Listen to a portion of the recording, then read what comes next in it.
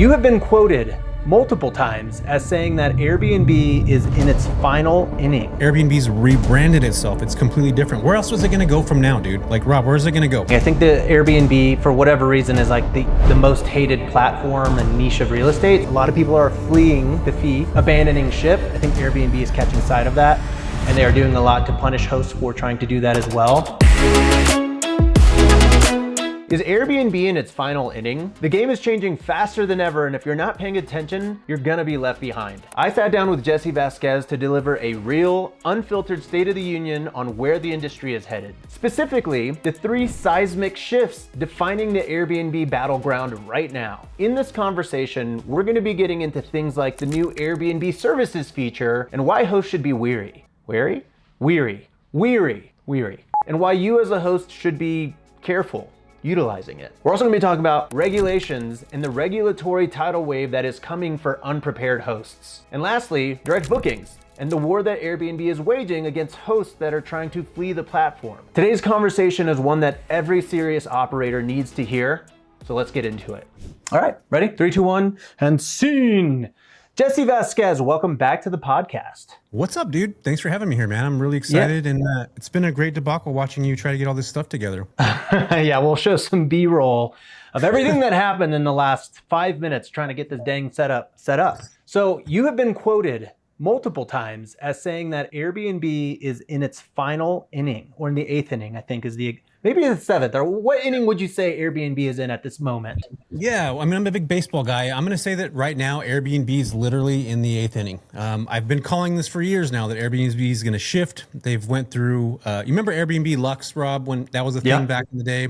And now it's in super high-end Airbnbs for people at home that don't know. There was Airbnb Plus, which was a little bit more fancy, and then Lux, which was like the super mansion-y type homes. Yep, like super high level, like really clean, professional operators. That went away, and now we're in Airbnb experiences. And when I talked about this on your podcast back in the day, I talked about being in the 7th inning, and here we are actually going to the 8th inning where Airbnb's completely freaking rebranded, Rob. Now they have Airbnb Services, which basically you can get a masseuse, a hairstylist to show up, cut hair in the property, like all these kinds of things, which I think, again, is pretty freaking wild because you're not actually insured when these people come into your property, which is nuts. Okay. All right, so I want to talk about that. Okay, so you think we're in the 8th inning. So we're not in the final inning yet, but it sounds like we're rounding the bases, if you will, towards closing out the Airbnb game. Now, to clarify, when you say Airbnb is in its 8th inning or in its final inning, do you mean that short-term rentals in general are on their way out, or do you just mean like the actual platform of Airbnb? Because I think there's a difference between those two. I feel like there's a little bit of, I don't think short-term rentals are going to go anywhere, right? We know that they're not going to go anywhere. I think the professional operators, like what you're doing with your, let's plug in your furnishing department space. Yes, Funkin' Interiors. Thank you. Interiors. Ding. Super good. There it is. Ding for that. But dude, yeah, you got to have that level of thought when you come into this. And most people that are coming into the game don't have that money to bring in. They're not thinking about it in that level. So I do think Airbnb is going to continue to grow for people that are specific, like what you do in your brand. But new people coming in, a lot more difficult. And what I meant by that also is like Airbnb's rebranded itself. It's completely different. Where else was it going to go from now, dude? Like, Rob, where is it going to go? I'm being serious. Like, this is an open, honest question. Where do you see Airbnb going from like where it's at now? What's the next version of what it could be? Well, here's what I think is happening. I think the Airbnb, for whatever reason, is like the most hated platform and niche of real estate. So it gets shut on by the real estate community, typically a real estate guru that is selling a course it's not something that's completely new. Like all Airbnb or all like real estate people have a course, but the weird thing is that all of the niches, from bird to flipping to creative, like they've all banded together to hate Airbnb collectively. And this is something I've noticed as an Airbnb coach. I'm like, why on earth is Airbnb the one that's like the largest cash flowing niche? Why is that the one that gets sort of why is it always the butt of the joke? So between that and guests who are also hating on Airbnb because of the cleaning fees and the fees, I think Airbnb is aware that its perception is not great to the masses. So what I think Airbnb is doing is they're trying to get ahead of it by offering more things that aren't stays at your property, which is why we see things like experiences coming in. And it was still experiences even before this big rebrand, right? Where you could go and book like a taco tour in the city and stuff. That was still an experience, wasn't it? Yes, That's what it was called. Yeah. Yep. Yeah. So now they've just expanded those offerings. And I think they're getting to the point where they're trying to diversify the sharing economy and how they make money using the sharing economy that isn't necessarily tied to your bed. Yeah. So basically haircuts, spa treatments, somebody will come clip your nails. You have the private in-home services like private chefs, cooking classes, all those kinds of things. So yeah, I get where you're going. I totally think that that's a smart move from Brian Chesky on that end. And the reason why I think he's doing this too, Rob, is we think about this big picture. There's been 404 cities that have been regulated over the last 12 months, man.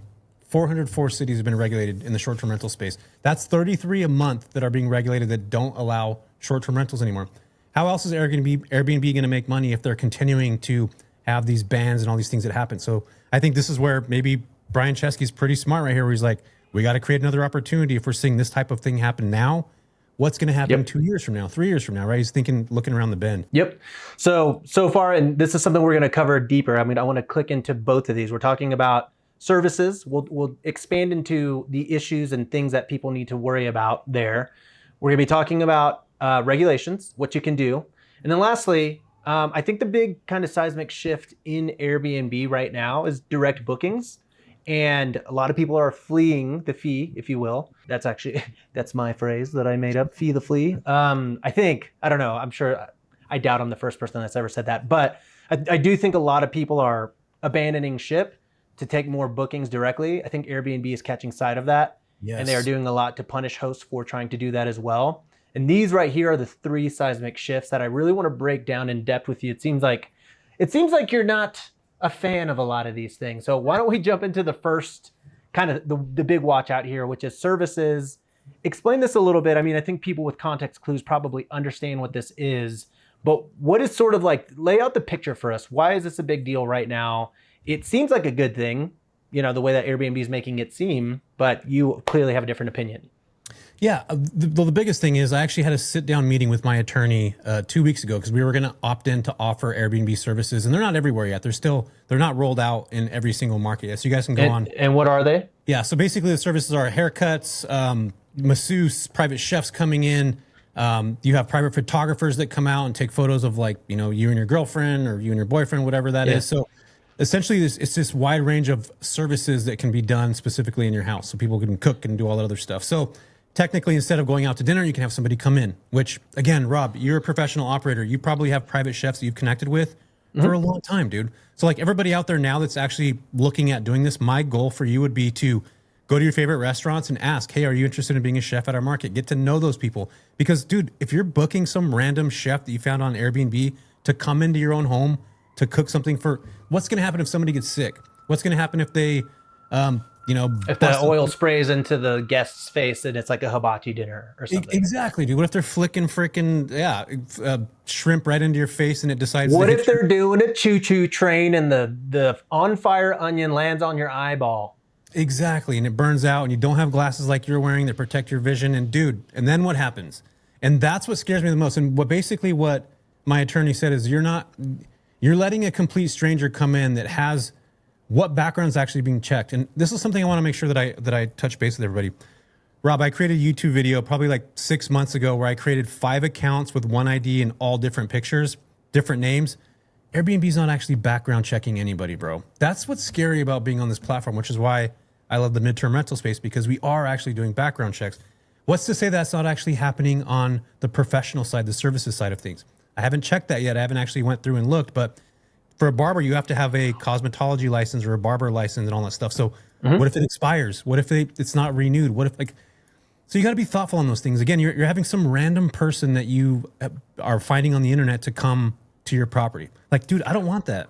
Right. And I mean, one would assume, right, if we're giving Airbnb the benefit of the doubt, one would assume that they are running some level of a background check, because at some point, this has always been sort of the weird thing about Airbnb is that you could be, I hate to even say these words on my channel because I don't think they're taken lightly by the YouTube algorithm, but you could be, let's just say, a predator, okay? someone that's registered an offender. There you go. Yeah. And you could literally go and book an Airbnb, and like Airbnb would not stop you from doing that, right? So you could have like an offender stay at your property and you would never know. Theoretically, on the opposite end of that, same thing with the services, one would assume that Airbnb is checking that, but if they're not checking that on guests, how much are they actually vetting, barbers and chefs and masseuses? Actually, you can't say masseuse anymore. It's massage therapist now. I don't know if you know this. I got in trouble at Hand and Stone because I was like, oh yeah, do you know what time my masseuse will come out? And like, sir, it's massage therapist. And I was like, I am so sorry. I did not know that I was getting canceled for this. Yeah, dude. So basically what my attorney said is that if something happens, private chef made me sick or whatnot, that you are allowing these unsafe vendors onto your property. You failed to vet them. You didn't vet them the right way. So, and I didn't have proper waivers in place to protect my guests on those types of things. And that's what's worrisome for me, because you never know like what can potentially happen. And dude, that's kind of scary. Like you're just picking some random person to come into your property, Rob. Just think about that for a minute. You're having a random dude or chick, whatever you want to, we'll go with the dude in this scenario, that has a creeper mustache, not like yours, Rob. Yours is cool. Yours is full. Yeah, it's fine. It's definitely full. And just shows up there and like, you have no idea who's there. That's scary, bro.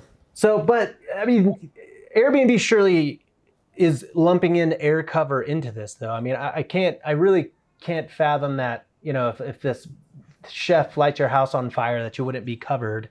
Like, it has to be an air cover thing. Air cover's crap. You know this. Anybody that operates. No, I like air cover. I do hear people say this often. I've been paid on 99% of my air cover claims. Bro, but maybe I'm just lucky. I just had a TV that broke, and they said that in their new bylaws, which I haven't looked in it yet, that you have to actually get your TV inspected by a TV repair person that will deem the TV not usable. That was never the case before. You send in a receipt. They say how long have you had it. The receipt shows whatever time frame, or you get the, like, now they're actually asking for that, Rob. Like, dude, that's kind of crazy. That's they're making you work so hard for it that you likely won't do all that work. Exactly. Yeah. And this is just the beginning of many more of these types of things that are going to happen. And as you know, we're at the mercy of whatever, whatever guest representative we get on the phone. If they're having a bad day, guess what? They're going to take it out. Your argument is basically that, hey, air cover exists and maybe it does pay you out every so often, but in the doomsday scenario that your house catches on fire, is it really going to actually cover you when you need it to? Yeah. And in my situation, a TV that was broken, a bunch of crap that was damaged to equal $5,000, Airbnb paid me $468. I will say that. Okay, I'll give you that. I love air cover because it actually does pay me, but typically it's anywhere from 70 to even up to 50% to 90%. It's rarely the full amount that I submit for, but I'm usually padding it enough with that deviation where I'm like, yeah, as long as I get this amount, I should be okay. And typically it works out. Yeah. See, I've only had that cover one time out of the last freaking 7 years. Dude, that's wild. No, you're doing something wrong. You have to be. Bro. You're doing something wrong, dude, because I'm telling you, like, everyone says this. And who else? Rafa. You know Rafa, right? Obviously. Yeah. He's same thing. He always posts that he didn't get paid and all this stuff. I'm like, how? Like, Airbnb will cover things like broken plates, and I had a guest poop all over my sheets. Like, I don't even know how. Like, it was literally like my cleaner sent me the photos, and I'm like, how did this happen? I want to know what the story was, but Airbnb covered all of it. So well, I can tell you how it happened, but we can't talk about it here, Rob. So not here, right? Okay, so services. Let's talk about things. I'm curious, what would solve this for you, because you don't like the liability of extra people that you didn't vet, or Airbnb probably didn't vet on your property. Is the big thorn in your side the fact that Airbnb, because I think for a lot of people at home, they're like, maybe still not understanding. Basically what happens is Airbnb says, hey, we've got this chef that will come and cook you a romantic meal for you and your wife or husband, right? You pay $200. That chef will probably get 150 of it. Airbnb will probably get 50 of it. And then you as the host get 0 of it. But you might have the wear and tear of this chef coming in and using your plates, your pots and pans, your spoons and spatulas, and you get 0 of it. Is that kind of like the big hit that you have? 50%. You get literally no dollar amount from that at all. But you do get, what you do get is to accept the liability that comes along with it. So your guest is happy. So what I would tell everybody now is go out and connect with somebody, with your favorite barber. Your favorite, we can't say masseuse, physical, what are they called again? What'd you call it, Rob? Massage therapist. Massage therapist, nail services, yoga instructors, private chefs. Do you guys create your own Rolodex of these people that actually create these businesses? Like you go out and do that like a professional operator has already done. Like we have a private chef at my place. His name's Connor. He works at one of my favorite restaurants here in town. He's been going out doing these private cookings for a while now. He's been doing them for us. So like build your own Rolodex of people that you know, like, and trust that you can have come into your property. Like that's what I would suggest. Well, the thing that I don't really, I understand the qualm with this because it really does come down to, let's say you have a massage therapist come in, they do a couples massage, and obviously lots of oil, not a joke here, lots of oil is used in that massage. If that oil gets on the ground, your cleaner has to come and clean it up. Yep. And they may send you a message that says like, hey, the oil got on the sheets, or it took me extra time to clean everything. I'm going to charge you more. So now you have to pay the bill. But then if you say, well, I'm just going to charge my guest for it, the guest is going to be like, whoa, I'm not getting charged for this. This was a service through Airbnb. And then it's that Spider-Man gif of everyone like pointing at each other, basically. 100%. And also that's also another thing that they're trying to keep you on the platform. They're trying to keep you from going to Vrbo more often, or, they're actually trying to create more of that. They're also pricing control. Like you're not allowed to even make any money off of a masseuse coming in or whatever you called it. I forgot. Right. But massage therapist, dude. It's just, and then the higher liability. I just don't see how that, you don't have control of your property in that way. I don't like that, man. I feel like they're just kind of keeping you stuck on their, in their ecosystem, which is smart for them in a way, but also for a host, like your goal is to get away from that. These are just, it's just a marketing platform. You're marketing on their platform. You know what I mean? At the end of the day. Cool.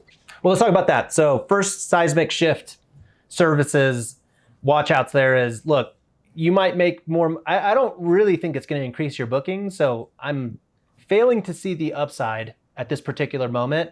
But I think Airbnb, if I know them, I feel like they may shift and pivot a little bit, and they may end up cutting hosts in based on this, because no one's happy about this. So I think if they were to cut hosts in 10% or something, maybe we could play ball.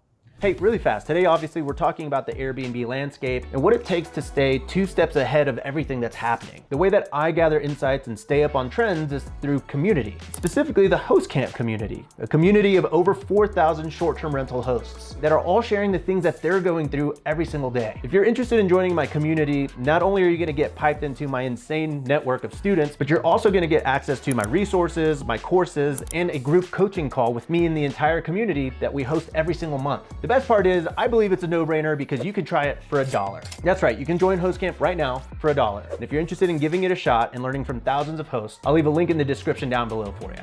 All right, back to the video. Yes. But the second big seismic shift, and this is really something I haven't made a ton of content about, mostly because I've been in the background mastering my own systems, and I like to master things before I go out and teach them. But direct bookings. This is a huge thing, and I think Airbnb has a whole war room in their building dedicated to direct bookings. A war room, for people that don't know, in corporate America, it's a room that is usually about the size of this hotel room right here, 10 by 10, and then they cram about 20 people in there, and it stinks, and they order sandwiches for lunch, and then everybody has to solve a big problem. Well, that problem for Airbnb is direct bookings. And for those of you that don't know, direct bookings are basically taking bookings offline, having your own website, just like a hotel or a motel, and taking guests directly and facilitating the transaction without an OTA, an online travel agency. OTAs would be like Airbnb, Vrbo, Booking.com. In this instance, you would be your own OTA, meaning you handle all of your guest communication. And this has been something that I think a lot of hosts were very scared of for a lot of time. There's a lot of unanswered questions like, what happens if someone sets my house on fire, this and that. We can talk about that in a little bit. But as hosts have begun to diversify and get smarter and watch all the different content channels on short-term rentals, direct bookings are blowing up. And I just purchased a property in Fredericksburg. That property does 7 figures in revenue, or is going to do 7 figures in revenue this year. And of that 7 figures, 60% is direct. So I am jumping right into a direct booking machine, a tornado of direct bookings. I'm all for it. But I think this is something that Airbnb every single day is trying to prevent. And they've even had a couple of new things pop up a couple of new policies, right? Yeah. So basically, what they're doing is, you know how you back in the day, people used to try to pull people off the platform. Like if somebody was going to book your house for 6 months and it was going to be like a $50,000-$60,000 booking, you'd be like, because you're going to pay in service in the fees to Airbnb alone 14%. 13%. Yeah. Mm-hmm. Yeah, 3 to 13 or 14% of whatever that is. You add that up for 6 months as like a midterm rental booking. Now you're talking thousands of dollars.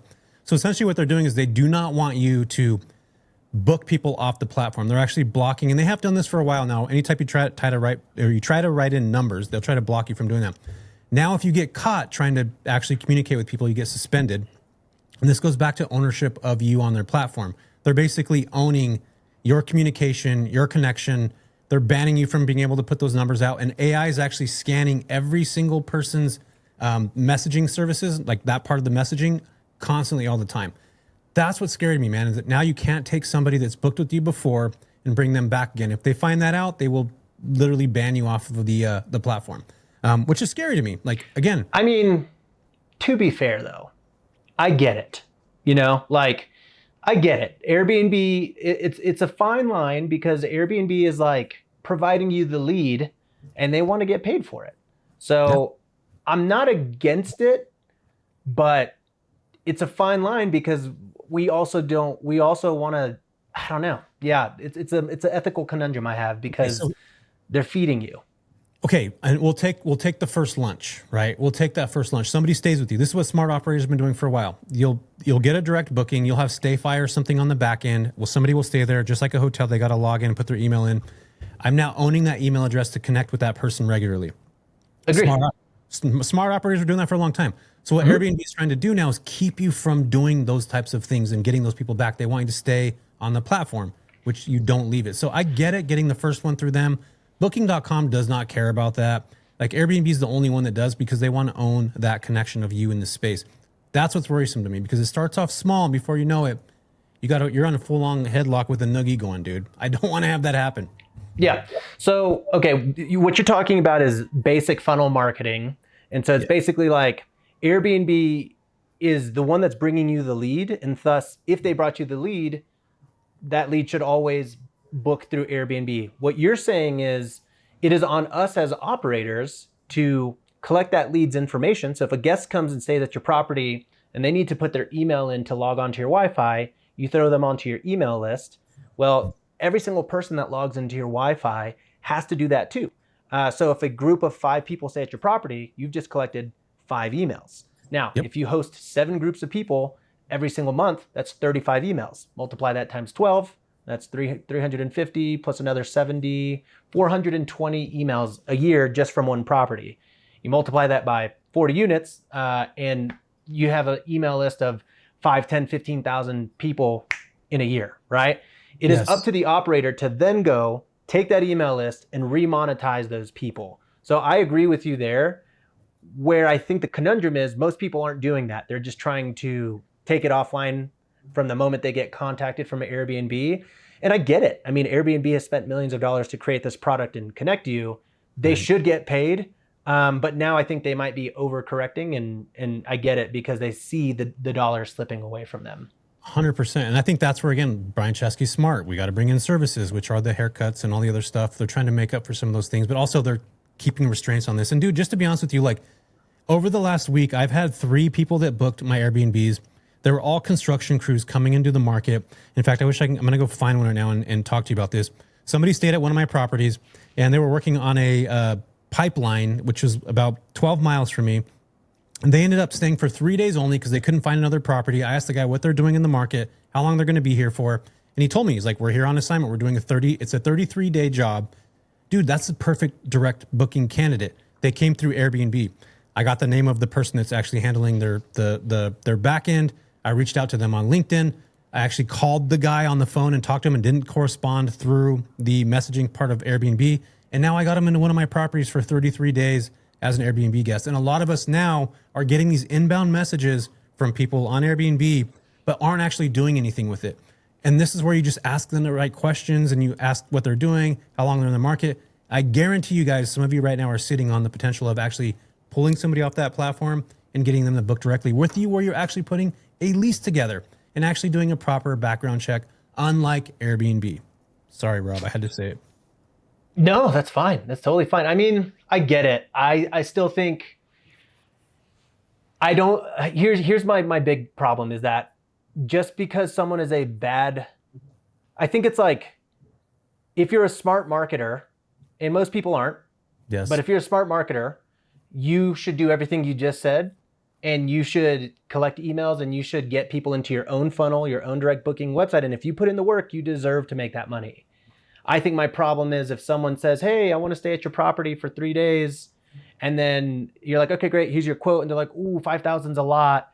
Can you do a discount? And then someone's like, well, if you book directly, you can. And then you take them offline and you do basically what you said, but for a small reservation, and you didn't involve Airbnb. You are kind of scamming Airbnb a little bit. But they're already staying at my place though. They're there for 3 days and they're on assignment for 33 days. So they're only That's there. different. Yeah, Okay. that's different. No, I'm saying if someone sends you a fresh inquiry and they say, I want to stay at your property, and then you're like, great, here's the price. And they're like, ooh, I don't know, I can't afford it. And you're like, well, come to jessevasquez.com and maybe we could work something out. That's the problem I see with a lot of hosts where they're like, they're not even taking the initial reservation. And that's where I'm like, yeah, I mean, I can see why Airbnb is frantically overcorrecting. Whereas like you're saying, have someone in and then remonetize them. Airbnb gets the free lunch, or the first lunch is free. First Right. one's free.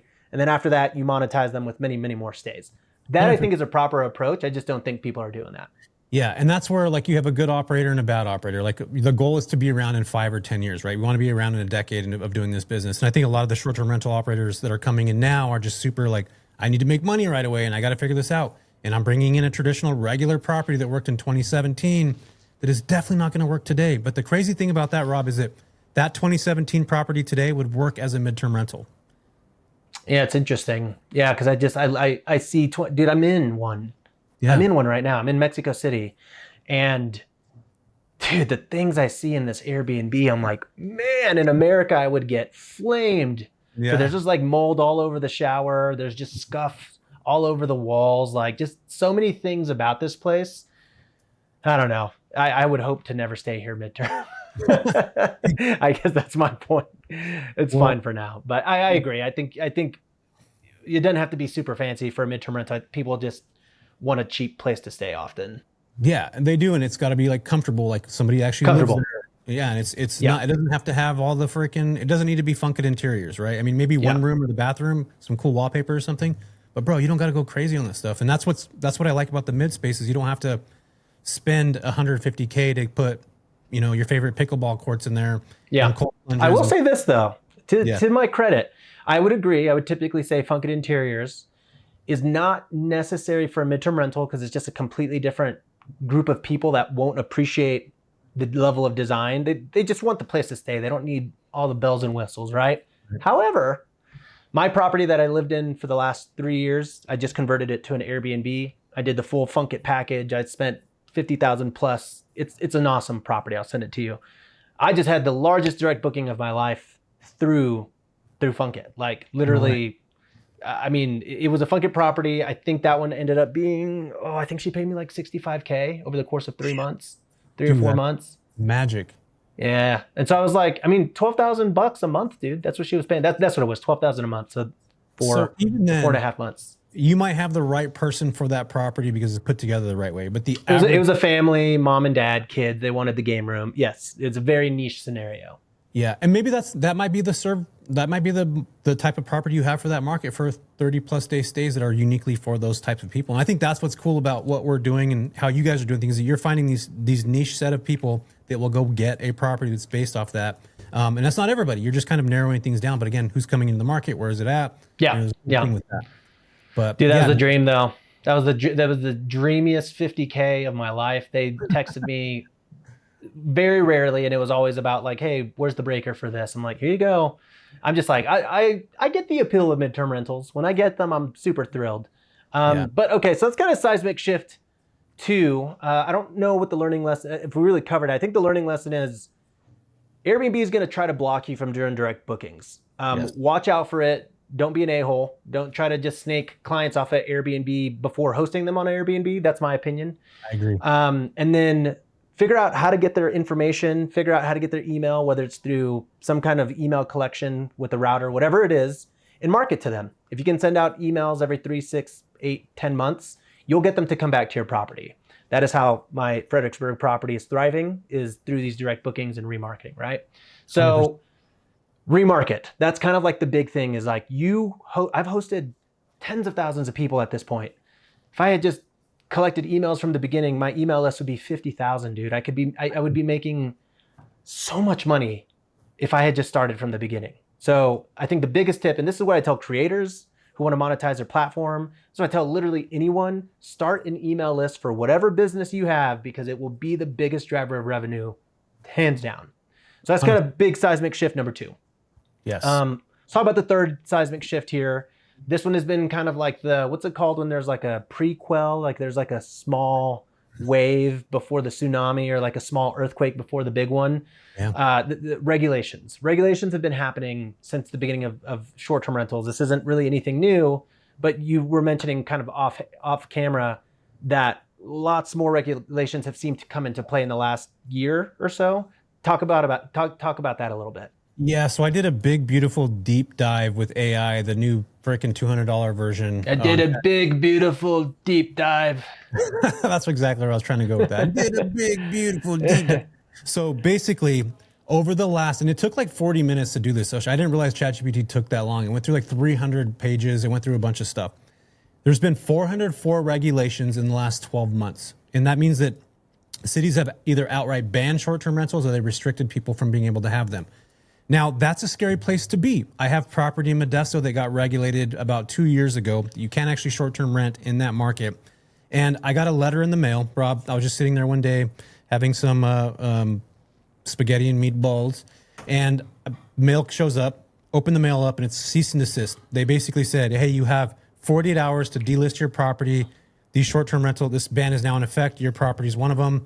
You got to get delisted. I was already operating as a midterm rental then. There was no regulations in sight. There was no gray area. It was just it was the wild, wild west. Dude, if you guys are in a market that doesn't have regulations, you need to be thinking about this now.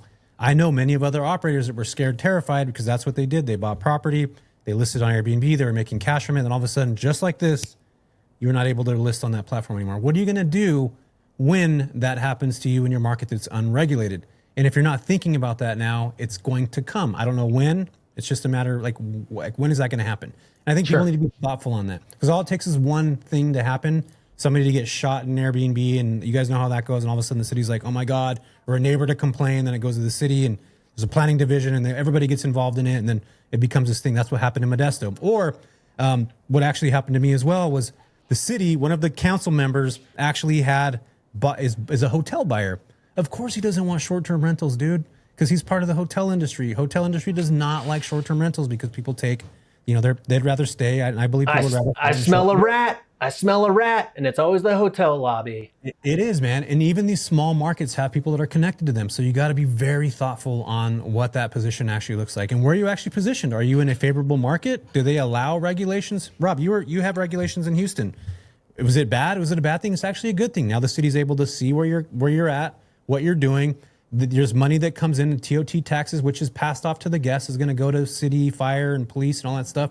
That's actually really beneficial to the city that you actually operate in. So, dude, there's a lot of potential for markets that are regulated. I really, truly believe that. There's an interesting thing happening. I haven't heard about it past San Francisco, but it even seems like midterm rentals are getting regulated a little bit. I don't know if you heard about this, but San Francisco is now kind of banning the ability, because usually the argument is, well, when you do midterm rentals, it's more than 30 days, so it's a long-term rental, so you don't have to worry about getting banned. Well, recently San Francisco put something into motion that basically made it to where anything from like 1 to 90 days was banned. Do you know much about that? Have you seen that happening in other cities?